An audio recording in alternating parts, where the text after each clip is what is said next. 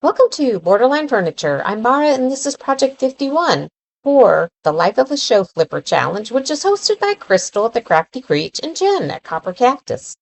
In this challenge, we're taking inspiration from Taylor Swift. It could be a song, an era, or in my case, a snake dress. Now let's talk about this radio cabinet. Honestly, there's a lot of little annoying things wrong with it, but we'll get to that. I still remember the thrift store salesperson telling me that this piece was going to be amazing once finished, like it was some kind of diamond in the rough. And ew, it literally looks like somebody opened the control door and spit tobacco inside. I'd say this is why we can't have nice things.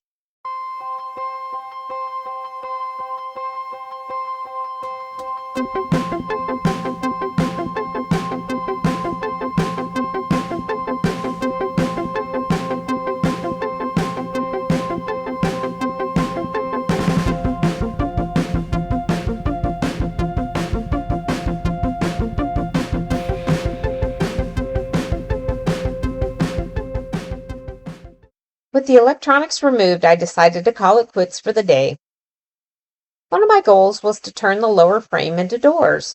The tricky part, the cabinet was originally built around the lip of the frames and glued into place.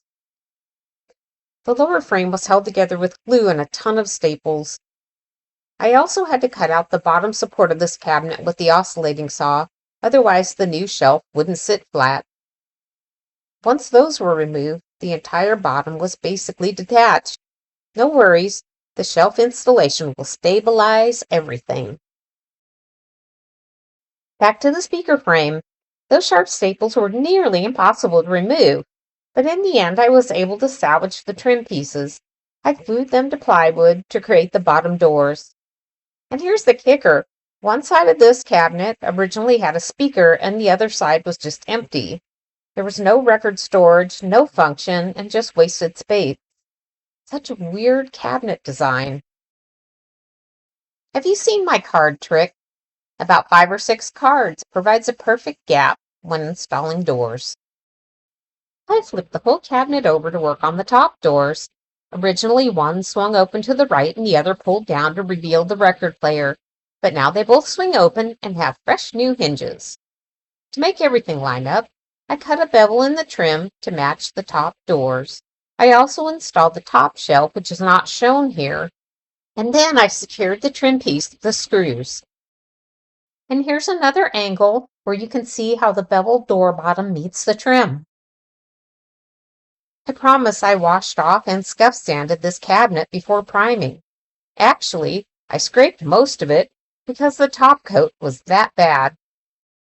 During the painting process, I noticed wax bleeding through the primer. I was sure I got it all during prep, but no. My fix was to rub baking soda into the spots to soak up the excess. I'm not sure if that's an official hack, but hey, science says baking soda absorbs stuff, so I went with it. Another issue was bubbling veneer. I had noticed it before, of course. I tried to inject some glue under the bubbling veneer, but the wood was so dry it cracked. Thankfully, I had the box knife ready and waiting, and I just cut out the damaged wood. After an application of Bondo and smooth sanding the surface, the flaws were completely undetectable. You can see here during the application of clear coat that the top turned out completely smooth. At this point, I could have just rubbed on some gold stencils and called it done, but of course I didn't.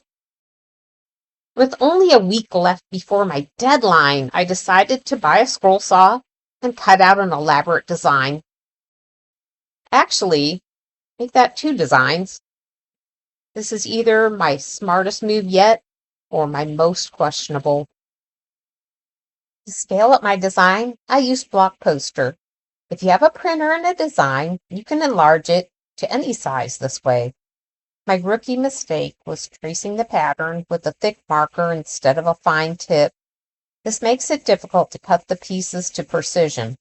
Lesson learned. Another tip I found on YouTube. Cover your wood with masking tape before attaching your paper template. That way, when you glue the paper down, it bonds to the tape instead of the wood, and you avoid damaging the surface. And remember, 2 is better than 1. That's why I kept a second copy of my design handy for the cut pieces.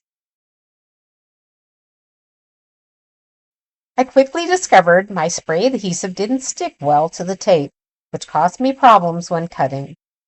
Due to the limited depth of my scroll saw, I had to break up the design into 3 smaller sections. The trick is not making the pieces in the design too small, and while cutting, it's much easier to cut the smallest pieces first while the board is still big enough to control. Not gonna lie here, this part took some practice. I kind of went fearless in picking a complicated design right out of the gate. Cutting everything took me about 2 days, but the sanding, it felt like endless summer. With projects like this, any rough edges will show through the paint. By the way, for material, I used 1/4-inch particle board. For shaping, I grabbed a Dremel kit from Harbor Freight loaded with sanding discs. That worked perfectly for shaping the leaves and flowers. My biggest fear during this stage was accidentally bumping one of the foam boards holding my tiny cutouts, because I didn't think that I would ever be able to fit them all back together. When it came to painting, I decided to hand paint every single piece. Next time, I'll definitely prime and spray paint. The pieces were tricky. If you try to spray them loose, the force can send them flying. Taping them down works, but it's tedious. Hand painting was slower, but it gave me control. Originally, I painted the snake silver to make it stand out, but it just didn't fit the look I wanted.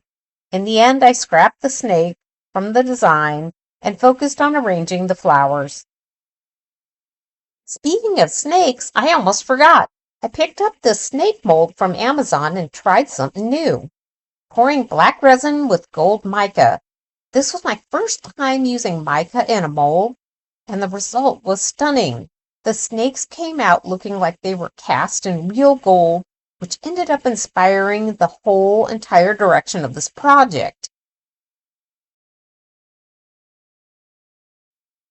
Now, back to these flowers.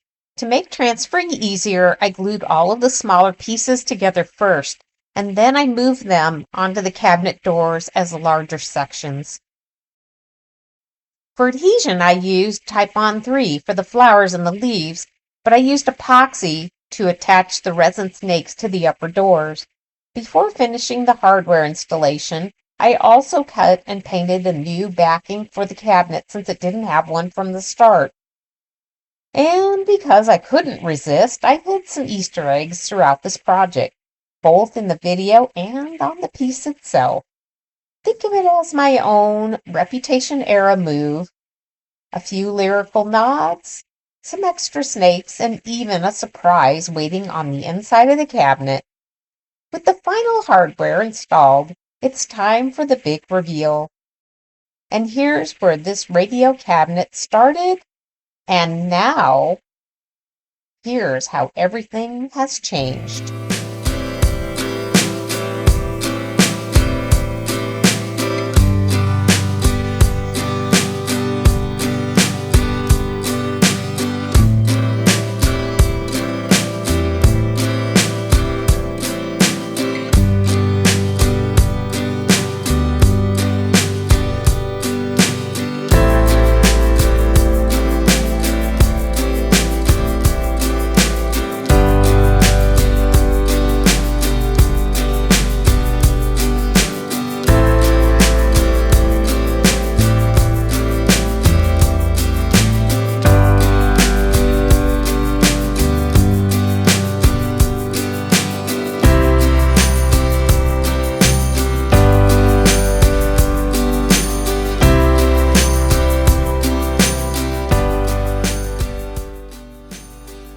Thank you, Taylor Swift, for your amazing music, and to Krystal at the Krafty Creech and Jenn at Copper Cactus DIY for this amazing challenge. Please check out the playlist, and as always, thanks for watching.